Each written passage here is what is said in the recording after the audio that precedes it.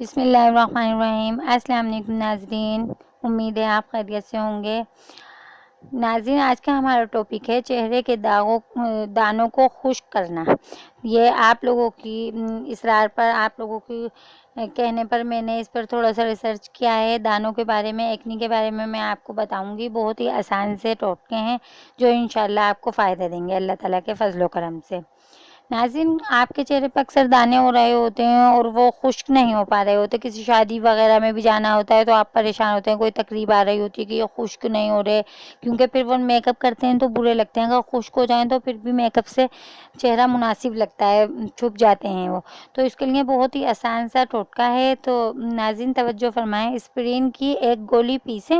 Aspirin گولی لے لیں، آپ میڈیکل اسٹور سے مل جائے گی۔